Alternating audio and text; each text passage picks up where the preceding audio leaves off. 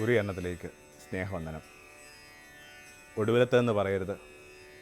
ഒരു കിളി കൂടി ചിലക്കാനുണ്ട്, ഒരു പൂ കൂടി വിരിയാനുണ്ട്, ആടുകൾക്കിനിയും ഇടയനുണ്ട്, പാപികൾക്കിനിയും വചനമുണ്ട്, അവനിനിയും അത്താഴമുണ്ട്. വളരെ ചെറിയ പ്രായത്തിൽ വായിച്ച ഒരു കവിതയാണിത്. ആരാ എഴുതിയെന്ന് പോലും മറന്നുപോയി. എന്നിട്ട് ആ കവിത നൽകിയ ഊർജം വളരെ കൂടുതലായിരുന്നു. വിശേഷിച്ച് ആ ഒടുവിലത്തെ വാക്ക്, അവനിനിയും അത്താഴമുണ്ട്.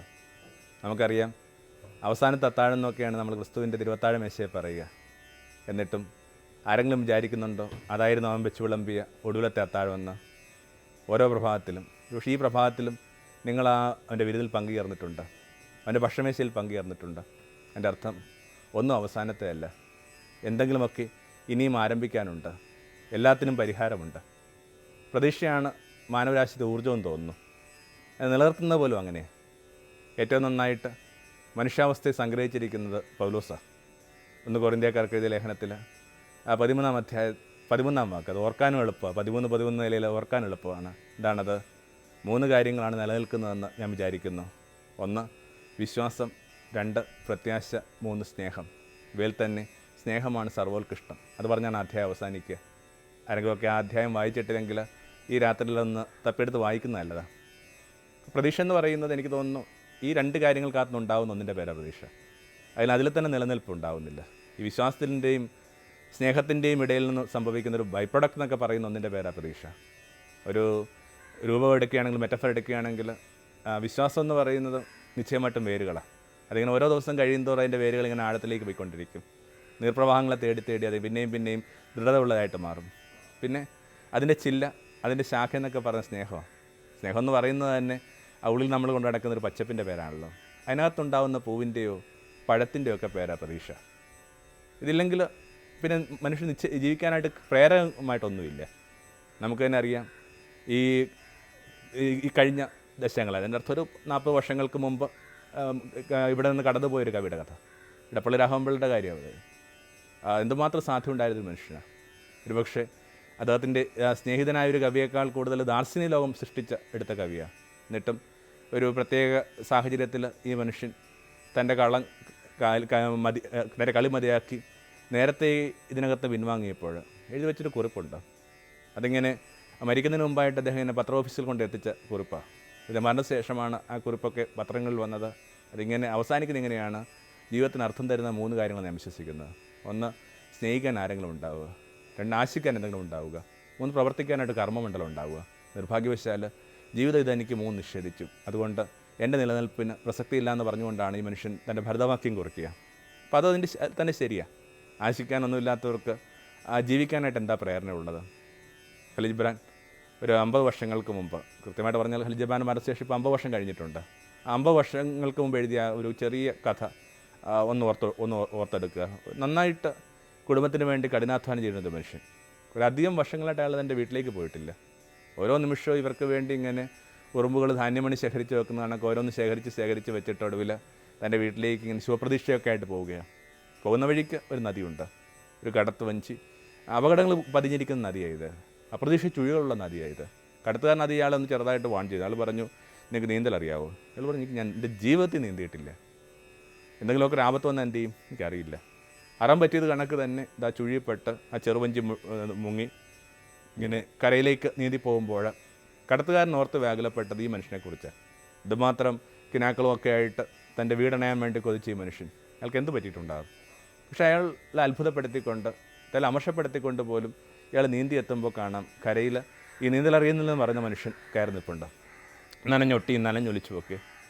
അയാൾ പറഞ്ഞു, നമ്മൾ മുതിർന്നവർ എന്തിനെ കള്ളം പറയുന്നത്? ഏതാനും നിമിഷാർത്ഥങ്ങൾക്ക് മുമ്പിലാണ്, സെക്കൻഡ്സുകൾക്ക് മുമ്പിലാണ് ഞാൻ നിന്നടുത്ത് ചോദിച്ചത്, നിനക്ക് നീന്തൽ അറിയാവോ? നീ പറഞ്ഞു, നിനക്ക് നീന്തൽ അറിയില്ല എന്ന്. ഇപ്പോഴാവട്ടെ നീ എന്നെക്കാൾ നേരത്തെ നന്നായിട്ട് അങ്ങോട്ട് നീന്തി കരയിലെത്തി. മനുഷ്യൻ ഇങ്ങനെ അതിബുദ്ധി കാണിക്കാൻ പാടില്ല. ഇയാൾ പറഞ്ഞു, ചങ്ങാതി, നിങ്ങളെന്നെ വിശ്വസിച്ചേ പറ്റൂ, എനിക്ക് നീന്തൽ അറിയാൻ പാടില്ല. ഞാനിങ്ങനെ മുങ്ങിത്തുടങ്ങുമ്പോൾ പെട്ടെന്ന് ഞാൻ ഓർമ്മിച്ചു, ദൈവമേ, എൻ്റെ കുടുംബത്തിന് വേണ്ടി ഇത്രയും ദീർഘമായ കാലം ഞാൻ പണിയെടുത്തുണ്ടാക്കിയ ചെറു സമ്പാദ്യങ്ങൾ ഒക്കെ ഈ പൊക്കണത്തിനകത്തുണ്ട്, ഈ എന്നോടൊപ്പം മുങ്ങാൻ പോകുന്ന ഈ പാണ്ഡത്തിനകത്തുണ്ട്. പെട്ടെന്ന് എൻ്റെ ചുമലിൽ ഞാൻ അറിഞ്ഞത് എൻ്റെ ഒരു കുടുംബത്തിൻ്റെ ഒരു വിശ്വാസവും എന്നിൽ അവരർപ്പിച്ചിരിക്കുന്ന സ്നേഹമൊക്കെയാണ്. ഞാൻ മുങ്ങുക എന്ന് പറഞ്ഞതിൻ്റെ അർത്ഥം അവരോടൊപ്പം അവരുടെ സ്വപ്നങ്ങളും ഞങ്ങളുടെ എല്ലാവരും സ്വപ്നങ്ങളും മുങ്ങുക എന്നുള്ളതാണ്. ആ സെക്കൻഡിൽ നിങ്ങൾക്കറിയാമോ എവിടെ നിന്നും എൻ്റെ കൈക്ക് വല്ലാത്തൊരു ശക്തി കിട്ടി.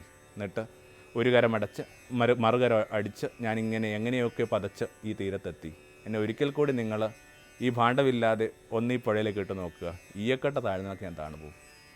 നീന്തൽ അറിയില്ലെന്ന് കരുതിയ മനുഷ്യർ, എങ്ങുമെത്തില്ലെന്ന് കരുതിയ മനുഷ്യർ, വിജയിക്കാൻ പാടില്ലെന്ന് കരുതിയ മനുഷ്യർ, പരാജയപ്പെട്ട് ഇങ്ങനെ തങ്ങളുടെ ജീവിതം അവസാനിപ്പിക്കുന്ന കരുതിയ മനുഷ്യരൊന്നും അങ്ങനെയല്ല എത്തിയിരിക്കുന്നത്. കാരണം എന്തിലുള്ള പ്രതീക്ഷ എന്ന് പറയുന്ന ഊർജ്ജത്തിൽ അവരുടെ ദുർബലമായ കരങ്ങൾക്ക് എന്തുമാത്രം ശക്തിയാണ് കിട്ടുന്നത്. അപ്പോൾ പ്രതീക്ഷ എന്ന് പറയുന്ന ഒന്നിനകത്താണ് മാനവരാശിയുടെ നിലനിൽപ്പെന്ന് തോന്നുന്നു. അതില്ലെങ്കിൽ എന്താ? അതില്ലെങ്കിൽ വേദപുസ്തകം പോലും എന്താ? വേദപുസ്തകത്തിനകത്തുനിന്ന് ഈ പ്രതീക്ഷ എന്ന് പറയുന്നൊരു കാര്യം മൈനസ് ചെയ്ത് കഴിഞ്ഞാൽ പിന്നെ എന്തുണ്ട്? ഒന്നുമില്ല. ഓരോ അധ്യായത്തിനകത്തും നമുക്കറിയാം കഠിനമായ ദുരന്തങ്ങളുണ്ട്, തലകുനിച്ച് നിൽക്കേണ്ട വിധത്തിലുള്ള ഭാവഭാരമുള്ള കഥാപാത്രങ്ങളുണ്ട്, ലജ്ജിതമാക്കപ്പെട്ട നിമിഷങ്ങളുണ്ട്, തോറ്റു തുന്നമ്പാടിയ കഥകളുണ്ട്, തകർന്ന ദേവാലയമുണ്ട്, പ്രവാസികളായ കാലമുണ്ട്, ബബുലോൺ നദിക്കരയിലേക്ക് ഇരുന്ന് കരയുന്ന മനുഷ്യരുടെ കഥകളൊക്കെ ഉണ്ടല്ലോ അതിനകത്ത്. എന്നിട്ടും ഓരോ അധ്യായത്തിനകത്തും ഇങ്ങനെ ഒരു അന്തർധാരയായിട്ട് പ്രതീക്ഷയുണ്ട്. അതുകൊണ്ട് തന്നെ വേദപുസ്തകം. കാരണം മനുഷ്യനോട് പ്രതീക്ഷ പറയുന്ന ഒരാളുടെ പേരാണ് ദൈവം എന്ന് പറയുന്നത്. അതിങ്ങനെ ഉൽപ്പത്തി തൊട്ട് വെളിപാട് വരെ ഈ കാര്യങ്ങളുണ്ട്. ഉൽപ്പത്തി നമുക്കറിയാം, കഠിനമായ നിരാശയിൽ ഒരു മനുഷ്യൻ നിൽക്കുകയാണ്. ലോകത്തെ ആദ്യത്തെ അപരാധം സംഭവിക്കുകയാണ്. ഒരാളുടെ പർദീസയിൽ നിന്ന് അയാൾ പുറന്തള്ളപ്പെടാൻ പോവുകയാണ്. എന്നിട്ടും ആ പർദീസ പുറന്തള്ളപ്പെടുന്നതിന് മുമ്പ് തന്നെ ആ പർദീസ വീണ്ടെടുക്കുന്നവനെക്കുറിച്ചുള്ള ഒരു പ്രതീക്ഷയുടെ വിത്തിട്ടുകൊണ്ടാണ് ആ ഒരു ആദത്തിൻ്റെയും ഹവയുടെയും ഒക്കെ കഥ, ആ പർദീസയല്ല കഥ ഇങ്ങനെ അവസാനിക്കാൻ പോവുക. അപ്പോൾ ദൈവം പാമ്പിനോട് പറഞ്ഞു, നിനക്കും സ്ത്രീയുടെ പുത്രനുമെതിരായിട്ട് ഞാനിങ്ങനെ വലിയ ശത്രുത ഉണ്ടാക്കും. ഒരു ദിവസം അവൻ നിൻ്റെ പത്തി തകർക്കും. അത് വലിയ പ്രതീക്ഷയാണ്. ഒരു ദിവസം മനുഷ്യനെ പ്രലോഭിപ്പിക്കുന്ന, മനുഷ്യൻ്റെ ജീവിതത്തെ തകർക്കുന്ന, അവൻ്റെ നൈർമല്യത്തിൻ്റെയും സ്നേഹത്തിൻ്റെയും ഒക്കെ പർദീസയിൽ നിന്ന് പുറന്തള്ളുന്ന ആ എല്ലാ തിന്മകളുടെ പത്തികൾക്ക് മീതെയും ആരോ ഒരാൾ ചവിട്ടാൻ പോവുകയാണ്. അയാളുടെ പേരാണ് മിശിഹ. എല്ലാ തിന്മകളിൽ നിന്നും എനിക്ക് വിടുതൽ തരുന്നവൻ, എല്ലാ അധർമ്മങ്ങളുടെയും പത്തി തകർക്കുന്നവൻ. അങ്ങനെ കൃത്യമായിട്ട് ഉൽപ്പത്തി പുസ്തകത്തിൽ തന്നെ ഈ മിശിഹായിലേക്ക് പ്രതീക്ഷ വീഴുക. അങ്ങനെയെങ്കിൽ ആ മുഴുവൻ പുസ്തകം എന്ന് പറയുന്ന ബുക്ക് ഓഫ് ഹോപ്പാണ്, പ്രതീക്ഷയുടെ പുസ്തകം. എല്ലാ അധ്യായങ്ങളും ഉണ്ട്. നോഹയുടെ പേടത്തിൻ്റെ കഥ എടുക്കുക, എല്ലാം നശിച്ചുകൊണ്ടിരിക്കുക, കൊടിയ പ്രളയം, ഒന്നും അവശേഷിക്കാൻ പാടില്ല. എന്നിട്ടും ഒരു പേടത്തിനുള്ളവരൊക്കെ നിലനിൽക്കുന്നുണ്ട്. അതിനുശേഷം ദൈവം തന്നെ വല്ലാതെ മനസ്താപത്തോട് പറയുകയാണ്, ഇനി ഞാൻ പ്രളയം അയച്ച് ഭൂമി നശിപ്പിക്കുന്ന പ്രശ്നമേ ഉദിക്കുന്നില്ല. എന്നിട്ട് ദൈവം ഒരു ഉടമ്പടി ഉണ്ടാക്കിയ ആ ഉടമ്പടി ദൈവം ചക്രവാളത്തിൽ എഴുതി വെക്കുന്നത്. എന്താണ് ആ ഉടമ്പടി? മഴവില്ല. എനിക്കൊന്ന് മഴവിലിനെക്കുറിച്ച് ഇത്രയും മനോഹരമായ കഥ ലോകത്തൊരിടത്തുനിന്നും ഒരു സാഹിത്യത്തിൽ നിങ്ങൾക്ക് കിട്ടാൻ പോകുന്നില്ല. ദൈവം മാനവരാശിയോട് ചെയ്ത ഒപ്പിൻ്റെ പേര്, ഉടമ്പടിയുടെ പേര്, ആകാശത്ത് ചാലിച്ച വർണ്ണങ്ങൾ കൊണ്ട കയ്യൊപ്പിൻ്റെയൊക്കെ പേരാണ് മഴവിലെന്നൊക്കെ പറയുന്നത്. എന്ത് രസകരമാകുന്ന, വിശേഷം കടലോരത്തു നിന്നുള്ള ഒരാളെന്ന നിലയിൽ ഈ ചെറിയ പ്രായങ്ങളിലൊക്കെ ഞങ്ങൾ കുട്ടികളുടെ കൗതുകം ഇതായിരുന്നു. മഴ കഴിയുമ്പോഴേക്ക് ഇത്തിരി ഒന്ന് മാറി നിന്ന് കഴിഞ്ഞാൽ ഈ തുറസായ ഇടങ്ങളിൽ ആ മഴത്തുള്ളിൽ, അന്തരീക്ഷ മഴത്തുള്ളിൽ ഉണ്ടാവും, അതിനകത്തേക്ക് പ്രകാശരശ്മികൾ വന്നിട്ട് കൃത്യമായിട്ട് ഇങ്ങനെ 7 വർണ്ണങ്ങൾ ഇങ്ങനെ ചാലിച്ച് നിൽക്കുന്നുണ്ട്. ഇപ്പോഴും ഭൂമിയിലേക്ക് വെച്ച് ഏറ്റവും നല്ലൊരു വിനോദസഞ്ചാരത്തിൻ്റെ ഇടമെന്ന് പറയുന്നത് ഈ മഴവിൽ കൃത്യമായിട്ട് കാണാവുന്ന ഒരു ദ്വീപാണെന്നൊക്കെ അടുത്ത കാലത്ത് ഞാൻ വായിച്ചു. അപ്പോൾ മഴവിൽ വലിയൊരു ഇടയാളോ, ആകാശത്തിൻ്റെ വർണ്ണങ്ങളൊക്കെ ഇങ്ങനെ ചങ്കിലേക്ക് വരുന്ന ഒരു അനുഭവത്തിൻ്റെ പേരാണ് മഴവിൽ എന്ന് പറയുന്നത്. അപ്പോൾ ഇങ്ങനെ ഒരു മഴവിലിൻ്റെ വർണ്ണങ്ങൾ തെളിയുന്ന ഒരു അധ്യായത്തിലാണ് ഈ പറയുന്ന പ്രളയത്തിൻ്റെ കഥ അവസാനിക്കുന്നത്. അപ്പോൾ എന്തുമാത്രം കൊടിയ അനുഭവങ്ങളിലൂടെ പോകുമ്പോഴും, കൊടിയ ദുരന്തങ്ങളിലേക്ക് പോകുമ്പോഴും എന്തോ ഒന്ന് ഇനിയും പ്രതീക്ഷിക്കാനുണ്ട്, എന്തോ ഒന്നിനെ ആശിക്കാനുണ്ട്. അല്ലെങ്കിൽ അബ്രഹാത്തോട് ദൈവം പറയുകയാണ്, കൂടാരത്തിൽ വസിച്ച് അലഞ്ഞടക്കണം. അയാളെ തന്നെ വിളിക്കുന്ന വാക്കിന് അലയുന്നുവെന്ന വാക്ക്. അയാൾക്ക് എന്ത് ചെയ്യുന്നുണ്ട്? ഒരു തുടർച്ച പോലും ഇല്ല. ഒരു കുഞ്ഞില്ലാതെയൊക്കെ കടന്നു പോകുന്നതിൻ്റെ സങ്കടമൊക്കെ അയാൾ പലയിടങ്ങളിലും നന്നായിട്ട് പറയുന്നുണ്ട്, ഭാരത്തോട് പറയുന്നുണ്ട്. എന്നിട്ട് അങ്ങനെയുള്ള അബ്രഹാത്തോട് ദൈവം പറയുകയാണ്, കൂടാരത്തിന് വെളി പോവാം. എന്നിട്ട് പറഞ്ഞു, എൻ്റെ ആകാശത്തിൽ നക്ഷത്രങ്ങൾ എന്നാണ് പറയുന്നത്. ആകാശത്തിൽ നക്ഷത്രങ്ങളെക്കാൾ പ്രതീക്ഷയിരുന്ന എന്ത് ബിംബമുണ്ട് ഈ ഭൂമിയിൽ? വിശേഷിച്ചും ഈ കൊടിയ ഇരുട്ടിൻ്റെയൊക്കെ കാലത്തിൽ ഒരു നക്ഷത്രം മതി. ഒറ്റ നക്ഷത്രം കണ്ടാൽ മതിയൊക്കെ മനുഷ്യൻ എന്തുമാത്രം ജീവിക്കാനായിട്ട് പറ്റും. ഞാൻ വായിച്ചിട്ടുണ്ട്, ഒരു രാജാവ് ഒരിക്കൽ ഒരാളെ ശിക്ഷിക്കുന്ന അങ്ങനെയാണ്. അയാളിങ്ങനെ കഴുത്തോളം വെള്ളത്തിലുള്ള ഇങ്ങനെ ഉറഞ്ഞു പൊങ്ങുന്ന മഞ്ഞ് ഉള്ള ആ ഒരു തടാകത്തിലേക്ക് രാത്രി മുഴുവൻ ഇടാൻ പറഞ്ഞു. സ്വാഭാവികമായിട്ട് പിറ്റേന്ന് ഈ മനുഷ്യൻ തണുത്തുറഞ്ഞ് മരിച്ചു പോകും. അത്രയും കൊടിയ തണുപ്പുള്ള ഒരു തടാകം അത്. എന്നിട്ടും പിറ്റേന്ന് രാജാവിനെ അത്ഭുതപ്പെടുത്തിക്കൊണ്ട് ആ മനുഷ്യൻ ഇങ്ങനെ ജീവനോട് തന്നെ നിൽക്കുക, അയാൾക്ക് മരിച്ചിട്ടില്ല. സ്വാഭാവികമായിട്ട് ഈ രാത്രിയിലെ ശിക്ഷയെ പറഞ്ഞിട്ടുള്ള അയാളുടെ ജീവൻ തിരികെ കിട്ടി. അപ്പോൾ രാജാവ് അയാൾ ചോദിക്കുന്നുണ്ട്, ഈ കൊടിയ തണുപ്പിനെ നീ എങ്ങനെ പ്രതിരോധിച്ചു? നിനക്ക് എങ്ങനെ ഇതിനെ അതിജീവിക്കാൻ പറ്റി? അപ്പോൾ ഈ മനുഷ്യൻ പറഞ്ഞു, ഇങ്ങനെ കഴുത്തോളം വെള്ളത്തിൽ ഈ തണുത്തുറയുന്ന ആ ഒരു തടാകത്തിൽ നിൽക്കുമ്പോൾ പെട്ടെന്ന് ഞാൻ ശ്രദ്ധിച്ചു, ദൂരെ ആ കൊട്ടാരത്തിൻ്റെ ഒരു ജാലകത്തിൽ ആരോ തെളിച്ചു വെച്ചിരിക്കുന്ന ഒരേ ഒരു വിളക്ക്. ഒരൊറ്റ ചെരാത്, ആ ഒരൊറ്റ വിളക്കിനെ നോക്കി നോക്കി നോക്കി നോക്കി നോക്കി ഞാൻ എൻ്റെ തണുപ്പിനെയും ദുരന്തത്തെയും ഒക്കെ അതിജീവിച്ചെന്നാണ് പറയുന്നത്.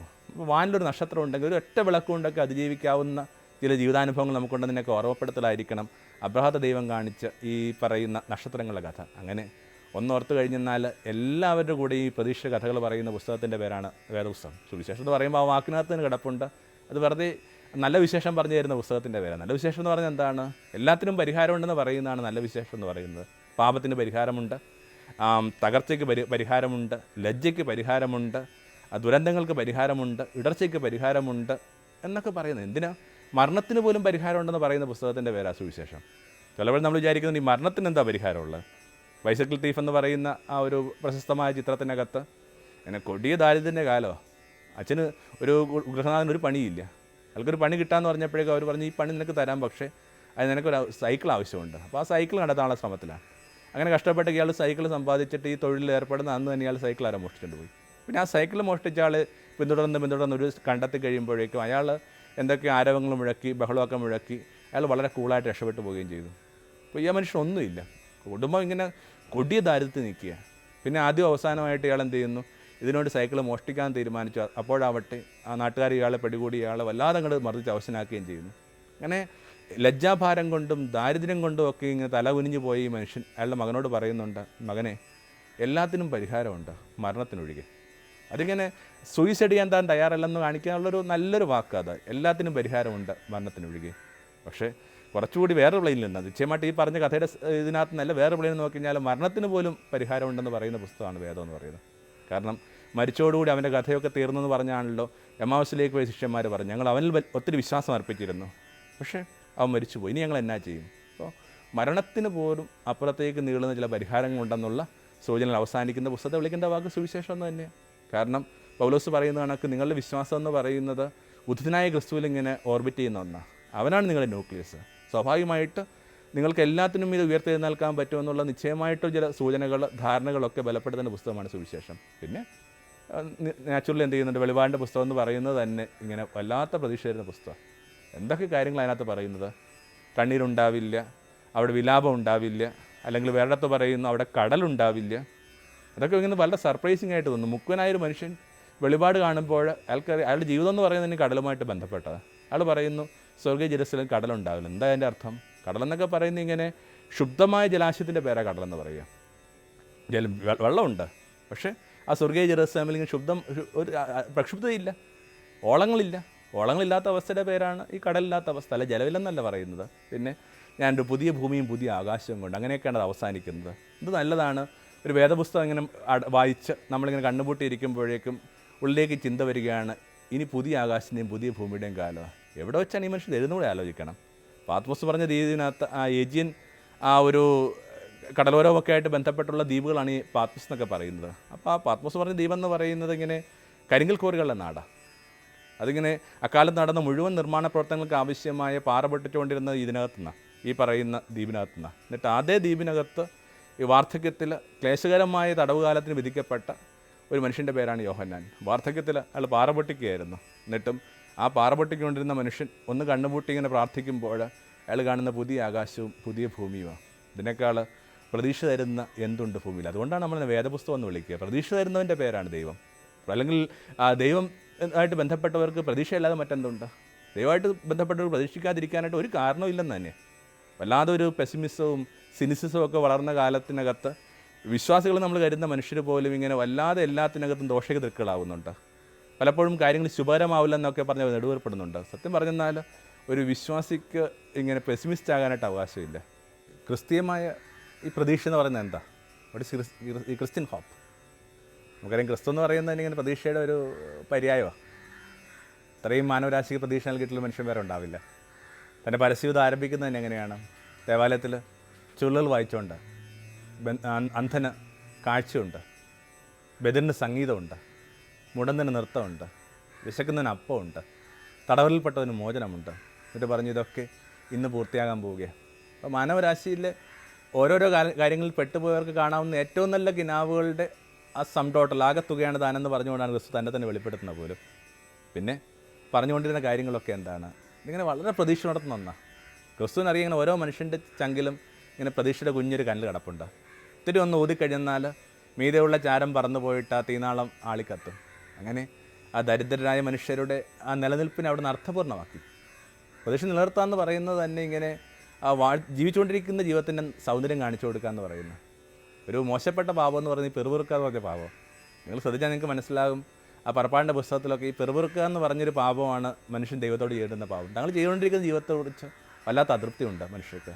എന്നാൽ ക്രിസ്തു ആവട്ടെ ഇങ്ങനെ പറഞ്ഞ്, നിങ്ങൾ കാണുന്നവ കാണാൻ കഴിഞ്ഞ കണ്ണുകൾ എത്ര അനുഗ്രഹീതം, നിങ്ങൾ കേൾക്കുന്നവ കേൾക്കാൻ കഴിഞ്ഞ കാതുകൾ എത്ര അനുഗ്രഹീതം. അനുദിന ജീവിതത്തിൻ്റെ അഴക് ലാവണ്യം അവിടുന്ന് എൻ്റെ ചുറ്റുമുള്ള ഭൂമിയെ കാണിച്ചു കൊടുത്തു. എന്നിട്ട് പറഞ്ഞു, ദൈവരാജ് നിങ്ങളുടെ ഇടയിലാണ്.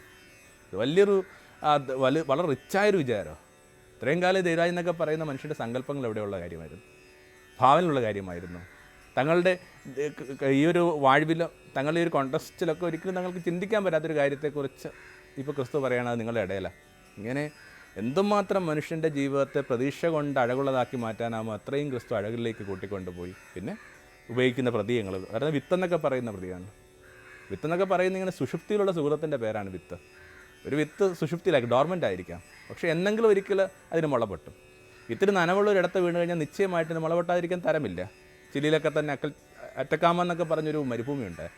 കുറേ വർഷമായിട്ട് അവിടെ മഴ പെയ്തിട്ടില്ല. എന്നിട്ട് ഇങ്ങനെ നോക്കത്താ ദൂരത്തിൽ മണൽപ്പരപ്പുകൾ മാത്രമാണ് ഉള്ളത്. എന്നാൽ ഒരു ദിവസം അവിടെ മഴ പെയ്തതിന് ശേഷം പിന്നെ ഇത് വലിയൊരു വിസ്മയമായിട്ട് മാറി. ഇങ്ങനെ ഭൂമി നിറയും മാറുക, ഈ മണ്ണലും മറയും മാറുക, നിറയെ പൂക്കളാണ്. ഒരു മരുഭൂമി പൂപ്പാടമായി മാറുന്ന പ്രക്രിയ എന്ന് പറയുന്നത് സാധ്യമാണെന്ന് അവിടുന്ന് ഭൂമിയെ പഠിപ്പിച്ചു. എപ്പോൾ വേണമെങ്കിലും നിങ്ങളുടെ ഉള്ളിലെ വിത്തുകൾക്ക് മുള പൊട്ടാം, ഇത്തിരി നനവുണ്ടായാൽ മാത്രം മതി. അങ്ങനെ ഉടനീളം പ്രതീക്ഷയെക്കുറിച്ച് പറയുകയും ഒടുവിൽ ആ തീരെ പ്രതീക്ഷയില്ലാത്ത സാഹചര്യങ്ങൾ അവിടുന്ന് മരിച്ചു പോവുകയും ഒക്കെ ചെയ്തപ്പോൾ എല്ലാം തീർന്ന് മനുഷ്യൻ കരുതുമ്പോൾ ഉത്ഥാനത്തിൻ്റെ മൂന്നാം ദിവസം പറഞ്ഞ പ്രതീകം പോലും പുതിയ നിയമത്തിൻ്റെ പ്രതീക്ഷയുടെ വാക്ക്. മുമ്പൊരിക്കലും നമ്മൾ അതിനെക്കുറിച്ചൊരു വിചാരം ചെയ്തിട്ടുണ്ട്. തേർഡ് ഡേ എന്ന് പറയുന്നത് എന്താ? തേർഡ് ഡേ എന്ന് പറയുന്നത് ഇങ്ങനെ മനുഷ്യൻ്റെ പ്രതീക്ഷ തീരുന്ന സമയത്തിൻ്റെ പേര് തേർഡ് ഡേ എന്ന് പറയുന്നത്. മനുഷ്യൻ പ്രതീക്ഷിക്കാൻ ഒന്നുമില്ല. യഹൂദർ വിചാരിച്ചിരുന്ന ഒരാൾ മരിച്ചു കഴിഞ്ഞാൽ അയാളോടൊപ്പം അയാളുടെ ആത്മാവ് 3 ദിവസത്തേക്ക് ഉണ്ടാകും. 3 ദിവസത്തിന് ശേഷം പിന്നീട് പതുക്കെ ഇങ്ങനെ ശരീരം ഡിസിൻറ്റഗ്രേറ്റ് ചെയ്ത് തുടങ്ങും, ജീർണിച്ചു തുടങ്ങും. പിന്നെ അയാൾ പ്രതീക്ഷിക്കാൻ ഒന്നുമില്ല. എന്നിട്ട് ആ പ്രതീക്ഷയില്ലാത്ത ഇടത്തുനിന്നാണ് ചില കാര്യങ്ങൾ സംഭവിക്കാൻ പോകുന്നതിൻ്റെയൊക്കെ സൂചനയാണ് മൂന്നാം പക്കം. എന്തുമാത്രം ആ മൂന്നാം പക്ക സൂചനകളാണ് പുതിയ നിയമത്തിൽ കിടക്കുന്നത്. 3-ാം ദിവസം കുട്ടിയെ കിട്ടുന്നു, 3-ാം ദിവസം കാനായിൽ ഒരു കല്യാണം നടന്നു, ഈ ദേവാലയം തീർത്തിയാണ് 3-ാം നാൾ ഉദ്ധരിക്കാം. ഇങ്ങനെ നിറയെ 3-ാം പക്കങ്ങളുണ്ട്, ഒക്കെ പ്രതീക്ഷ. അപ്പോൾ വലിയ ആ പ്രതീക്ഷയുടെ പുസ്തകത്തിൻ്റെ പേരാണ് ഈ സുവിശേഷം എന്ന് ബൈബിളിൽ നിന്നൊക്കെ നമ്മൾ സൂചിപ്പിച്ചു. അപ്പോൾ ക്രിസ്ത്യൻ എന്ന് പറയുന്ന ആ ഒരു ഹോപ്പിന് 2 തലമുണ്ട്. അതിങ്ങനെ മനുഷ്യരിൽ അമിതമായിട്ട് പ്രതീക്ഷ അർപ്പിക്കാതിരിക്കുക എന്നുള്ള ഇതിന് ഏറ്റവുമായിട്ട് തോന്നുന്നുണ്ടാവും. പക്ഷെ അതാണ് എൻ്റെ ശരി.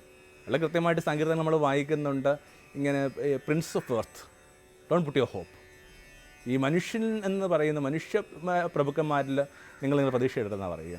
അതിങ്ങനെ ഈ നിങ്ങളുടെ വ്യാപാരത്തിൽ വലിയ പ്രഭുക്കന്മാരാണ്. എല്ലാ കാലങ്ങളും ഉണ്ടായാലും ബിസിനസ് മാഗ്നറ്റ്സ് എന്നൊക്കെ പറയുന്ന ആൾക്കാർ, അല്ലെങ്കിൽ ആത്മീയതയിൽ തന്നെ ചില കാലങ്ങളിൽ നമ്മൾ ഗുരുക്കന്മാരായിട്ട് എണ്ണുന്ന മനുഷ്യർ ഒക്കെ ചില ധർമ്മങ്ങൾ നിർവഹിക്കുന്നുണ്ട്. അതിനകത്ത് തർക്കമൊന്നുമില്ല.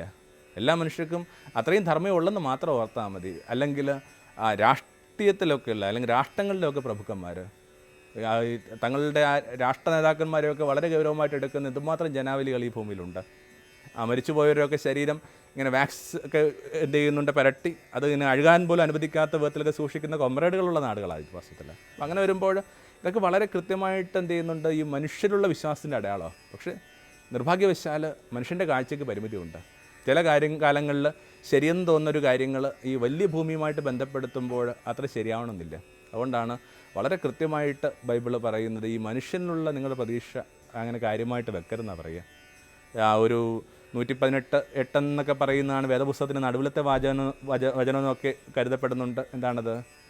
എൻ്റെ സഹായം മനുഷ്യരിൽ നിന്നല്ല.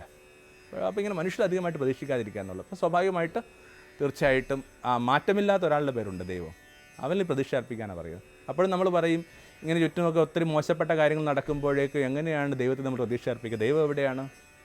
ദൈവം തന്നെ ഇങ്ങനെ പതുക്കെ റിവീൽ ചെയ്തുകൊണ്ടിരിക്കുക, അൺഫോൾഡ് ചെയ്തുകൊണ്ടിരിക്കുക. ക്രിസ്തുവിൻ്റെ ഭാഷയിൽ പറഞ്ഞാൽ ദൈവത്തിൻ്റെ വിരൽ ഭൂമി സജീവമാണ്.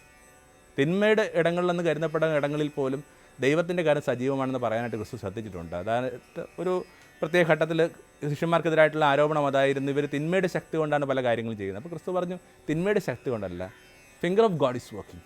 ഈ ദൈവത്തിൻ്റെ കാര്യങ്ങൾ പ്രവർത്തിച്ചുകൊണ്ടിരിക്കുക. അപ്പോൾ ഇങ്ങനെ തിന്മയുടെയും കെട്ടകാലം എന്നൊക്കെ നമ്മൾ കരുതുമ്പോൾ പോലും പതുക്കെ ഇങ്ങനെ ദൈവത്തിൻ്റെ കാര്യങ്ങൾ എവിടെയൊക്കെ പ്രവർത്തിക്കുന്നുണ്ട്. അതുകൊണ്ടൊക്കെയാണ് പൗലോസ് പറയുന്ന ഈ വാക്കിനകത്ത് നല്ല ഉറപ്പുണ്ടാവണം. റോമാക്കാർക്ക് എഴുതിയ ലേഖനത്തിൽ 8-ാം അധ്യായം 28-ാം വാക്യം, തന്നെ സ്നേഹിക്കുന്നവർക്ക് വേണ്ടി അവനെല്ലാം നന്മയായിട്ട് പരിണമിപ്പിച്ചു. നന്മയെന്ന് പറയുമ്പോൾ നമ്മൾ ചെയ്തുകൊണ്ടിരിക്കുന്ന വ്യാപാരവും കുഞ്ഞിന് മെഡിക്കൽ എൻട്രൻസ് അഡ്മിഷൻ കിട്ടുകയും നല്ല ആരോഗ്യമൊക്കെ ആണെന്ന് ആരെങ്കിലും തെറ്റിദ്ധരിക്കുന്നുണ്ട്. നന്മയെന്നൊക്കെ പറയുന്നത് ഇത്തിരി ഇടത്തിന് കിട്ടേണ്ട ഒരു പ്രകാശം. ആ ഇത്തിരി ഇടവുമായിട്ട് ബന്ധപ്പെട്ട കാര്യങ്ങൾക്കകത്ത് ദൈവം പതുക്കെ എല്ലാം നന്മയാക്കിക്കൊണ്ടിരിക്കുക. തന്നെ സ്നേഹിക്കുന്നവർക്ക് വേണ്ടി അവനെല്ലാം നന്മയായിട്ട് പരിണമിപ്പിച്ചു. ഉള്ളിൽ ശുഭാപ്തി, പ്രതീക്ഷ നിലനിർത്താമെന്ന് മാത്രമല്ല ക്രിസ്തീയ ധർമ്മം, ഈ ശുഭാപ്തി നിലനിർത്താനായിട്ട് മറ്റുള്ളവരെ സഹായിക്കുകയും വേണം. ഭൂമിയുടെ ശുഭാപ്തി നിലനിർത്തുന്നതിനകത്ത് നിങ്ങൾ എന്ത് കൈസഹായം ചെയ്യുന്നുണ്ട്? അർത്ഥപൂർണ്ണമായ ജീവിതത്തെക്കുറിച്ചൊക്കെ നമ്മൾ പറഞ്ഞുകൊണ്ടിരിക്കുന്നത്. എപ്പോഴൊരാളുടെ ജീവിതം അർത്ഥപൂർണ്ണമാകുന്നത് തൻ്റെ ചുറ്റുമുള്ള പരിസരത്തിലേക്ക് അയാൾ എന്തെങ്കിലുമൊക്കെ പ്രതീക്ഷ കൈമാറുമ്പോഴാണ്. വളരെ പ്രശസ്തമായ കഥയുണ്ടല്ലോ നമുക്ക്, ഓ ഹെൻറിയുടെ. മിക്കവാറും എല്ലാവർക്കും തന്നെ പരിചയമുള്ള കഥയാണ്. ഇങ്ങനെ ഒരു രോഗിണിയായൊരു പെൺകുട്ടി പുറത്തൊരു ഇങ്ങനെ വിഷത്തിൻ്റെ ഇല എണ്ണിക്കൊണ്ടിരിക്കുക. അതിനകത്ത് അവസാനത്തെ ഇലയും കൊഴിയും നന്ന് താൻ മരിച്ചു പോകുന്ന എങ്ങനെ അവൾക്കൊരു സങ്കല്പം ഉണ്ടായി. അങ്ങനെ ഓരോ ദിവസവും പ്രഭാതത്തിൽ ഇവൾ നോക്കും, നാളെ ആവട്ടെ ഇനി ഒരൊറ്റ ഇല മാത്രമേ ഉള്ളൂ. ഇവൾ എൻ്റെ കൂട്ടുകാരോട് പറഞ്ഞു, നാളെ പ്രഭാതത്തിൽ നോക്കുമ്പോൾ ഈ ഇലയും കാണില്ല, എനിക്ക് ജീവിക്കാനായിട്ടൊന്നുമില്ല. അതിൽ പിറ്റേന്ന് രാത്രി മുഴുവൻ കൊടിയ കാറ്റും മഴയൊക്കെ. സ്വാഭാവികമായിട്ട് അവളുടെ കൂട്ടുകാർ വിചാരിക്കുന്നുണ്ട് ഈ ഇല നിശ്ചയമായിട്ടും ഇന്നലെ രാത്രി അടന്നു പോയിട്ടുണ്ട്, അവിടെ ഇവൾക്ക് പ്രതീക്ഷിക്കാനൊന്നുമില്ല. പക്ഷേ അവളെ അത്ഭുതപ്പെടുത്തിക്കൊണ്ട് ഒരു ഇല നിപ്പുണ്ട്, ഒരു കാറ്റിനും മഴയ്ക്ക് നശിപ്പിക്കാനാവാത്ത വിധത്തിൽ പിറ്റേന്നും അത് നിപ്പുണ്ട്. ഇവൾ വിചാരിക്കുകയാണ് ഈ ഇല ഇങ്ങനെ നിലനിൽക്കുന്നുണ്ടെങ്കിൽ എനിക്ക് പ്രതീക്ഷിക്കാൻ എന്തെങ്കിലുമുണ്ട്. അതവളുടെ ആ ഒരു ജീവിത വ്യാപാരത്തെ, ജീവിതത്തിൻ്റെ സൗഖ്യത്തിലേക്കുള്ള ഗതിയൊക്കെ വളരെ വേഗതയിലാക്കി. അവൾ പൂർണ്ണ സൗഖ്യത്തിലേക്ക് വന്നു. പക്ഷേ ഇതിനിടയിൽ ഒരു കാര്യം കൂടി മനസ്സിലായി. ഇങ്ങനെ കുറേ ചിത്രകാരന്മാർ വസിക്കുന്ന ഒരു തെരുവാണത്. അതിനകത്ത് വയോധികനായ ഒരു ചിത്രകാരൻ, കാര്യമായിട്ടൊരു ചിത്രവും ചെയ്തിട്ടില്ലാത്ത, എന്നാൽ എന്തെങ്കിലും ഒരിക്കൽ താൻ്റെ ചിത്രം വരക്കുമെന്ന് ഇങ്ങനെ വമ്പ് പറഞ്ഞുകൊണ്ട് നടന്നിരുന്ന ഒരു ചിത്രകാരൻ ഈ കൊടിയ ന്യൂമോണിയ കൊണ്ട് മരിച്ചു. അതിന് കാരണമായിട്ട് പിന്നീട് മനസ്സിലാക്കിയതാണ്, ഈ കോരിച്ചൊരിയണ മഴയത്ത് ഇയാളുടെ മാസ്റ്റർ പീസ് വരയ്ക്കുകയായിരുന്നു. ഒരു ഏണിയൊക്കെ വെച്ചിട്ട് ആ വൃക്ഷത്തിൽ ചെന്നിട്ട് ഒരു പച്ചില വരച്ചു വെച്ചു. അയാൾ വരച്ച പടോ ഒടുവിലത്തേല. അപ്പോൾ ഇത്തരം ചില മനുഷ്യരുണ്ട്, ഇങ്ങനെ ഭൂമിയുടെ പ്രതീക്ഷയെ നിലനിർത്താൻ വേണ്ടി വലിയ കഠിനാധ്വാനം ചെയ്യുന്നവർ, തങ്ങളുടെ ജീവിതത്തിൻ്റെ സമയം വ്യയം ചെയ്യുന്നവർ, എന്തിന് ജീവൻ തന്നെ കൊടുക്കുന്ന മനുഷ്യരുണ്ട്. അപ്പോൾ ഈ പ്രതീക്ഷയെ നിലനിർത്താനായിട്ട് നിങ്ങൾ എന്ത് ചെയ്യുന്നു? ഒരു വർത്തമാനകാല അനുഭവം പറഞ്ഞിട്ട് ഞാൻ ഈ വിചാരത്തെ അവസാനിപ്പിക്കുകയാണ്. ഒരു ചെറിയ ബോട്ട്, ആ ബോട്ടിനെ കപ്പലിടിക്കുന്നു, ജ്യേഷ്ഠൻ കൊല്ലപ്പെടുന്നു, അനുജന് ഇങ്ങനെ വെള്ളത്തിൽ പോകാൻ പിന്നെ പേടിയായി. കടലിൽ പോയില്ലെങ്കിൽ പിന്നെ എങ്ങനെയാണ് കടലോരത്തോട് വസിക്കുക?